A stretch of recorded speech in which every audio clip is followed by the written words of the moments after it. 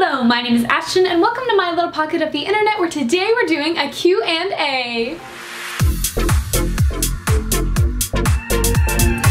As you can tell, I am in a different spot than normal. We're in a new location. The lighting's a little bit whack. We're working on it. But as some of you may know, I am starting college this semester, so I won't be in my old bedroom anymore. So get used to this beautiful couch, because we're going to be here a lot. But I've had a lot of you requesting a Q&A, so it's finally here. I asked you guys questions on my Instagram. If you're not following me, go ahead and do that at ashton.dollar. Super easy, just my name. But let's get started. The first question I received is, how old are you? I am 18. That's right, I am an adult now. Ugh, that's crazy. I can barely believe it. The next question is, do I have a boyfriend? No, I do not. That's all.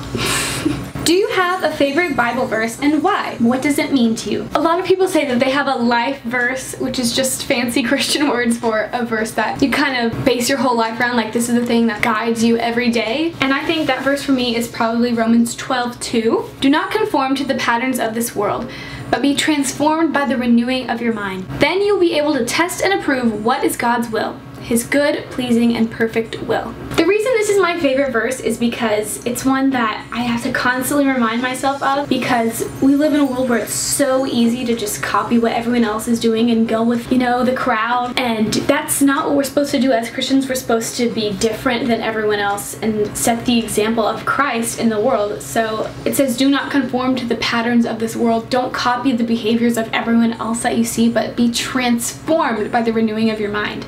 That's the part that like really is important to me. I mean, the first part's also really important, but be transformed by the renewing of your mind. That means when you're reading the scriptures and spending time with God, your mind is transformed and you won't want to copy the behaviors of everyone else. You'll want to be different. You'll be transformed into a new person in Christ. And then you'll be able to test and approve what is God's will. So once you have been transformed by the renewing of your mind, then you're able to see what is God's will for your life. Like the things that He wants for you, His plans for you. You'll be able to see what that is. And it says that His will is perfect, pleasing, and good. The will that He has for your life is good for you. It's not going to harm you, and it's pleasing. It's something that you're gonna like, and it's perfect. He has designed it specifically for you. And I think that verse just completely captures everything that I need to hear on a daily basis. So I have a post-it note of it above my desk. I have a t-shirt that says it.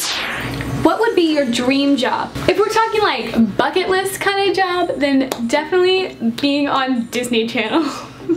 I know a lot of you know I love acting and theater and musical theater, and so to be in like a Disney Channel original musical would probably make my life. What is your favorite breed of dog? You guys, I can't. I love golden retrievers. An unhealthy amount. I think they are just the most precious creatures on the planet. I want 10. I've never had one, but every golden retriever I have ever met has been the most sweet, precious dog. They just like to cuddle and play. Like the dog that I have right now is a dachshund, and she is grumpy and mean, but like golden retrievers, they just come up to you and like hug you and like they want to play all the time. Oh, I want one so bad. But you know, can't really have one in my college dorm, so maybe someday. Which play or musical was your favorite to perform? This is actually a good question. The Sound of Music was like the greatest experience of my life, but I also had so much fun in Steel Magnolias playing Malin. I was, what, 52, I think? That was so fun. I had wrinkles, giant football helmet hair. It was amazing. That was really fun. But also I was in The Little Mermaid and I got to play one of Ariel's sisters, and that was so much fun. I don't know what was my favorite to perform. I think the most fun was definitely Sound of Music, but I think Steel Magnolias might be my favorite performance that I've ever done, because I got to like have an emotional breakdown in front of everyone and like cry. It was really fun. What Disney character do you relate to the most? Ooh, okay, I'm like really into personality tests and like personality everything. Like psychology is really cool to me. I've never studied it, but like I think it's cool. And I have an INFJ on the Myers-Briggs personality test, and so they have like different like celebrities and characters that are like the same type as you, and all of them say that I'm the same as Elsa, but like I don't see that at all. Like I do not relate to her. Also, it's very cold, literally. So, okay, I'm introverted, but I'm also not that quiet. Like, when I'm around people that I'm comfortable with, I'm loud. But if I'm in a situation that's like new to me or I don't know everyone, then I'm very reserved. My personality is very bubbly, so I want to identify with like the extroverted Disney characters because they have the same sort of bubbliness that I do, but I don't talk that much. Like, I'm pretty quiet, but I mean, if you give me an opportunity to speak, I'm gonna talk a lot. I want to say Rapunzel, but like, I'm not Rapunzel. Like, we have that same bubbliness, but she's like talks to everyone in the whole movie. She's very adventurous, which I am not. I feel like I'm a mix between Rapunzel and Belle. I have the quietness and like logical side of Belle, and then the like bubbly quirkiness of Rapunzel put together. I spent way too much time thinking about that. Biggest turn-ons and turn-offs. I'm gonna rephrase that question to what is most attractive and least attractive in a boy to me. So let's do this. I would say probably the most attractive thing to me, something that if I see this I'm like, would be kindness. I know that sounds cheesy, but I'm actually serious. If someone is just really genuinely kind, I'm like, So when people are really kind to everyone, love that.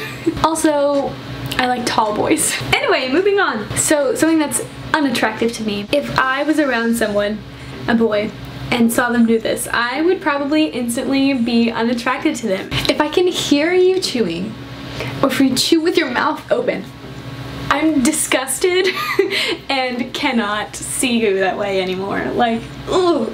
Chewing with your mouth open is the most disgusting thing. Like, I understand if you're like raised that way, like you do you, but I can't handle that. So, ew. Sorry, that's just the truth. Will you ever do a cover? Maybe. Alright, that is all I have for you guys today. Thank you so much for watching and enduring this horrible lighting and probably terrible audio quality.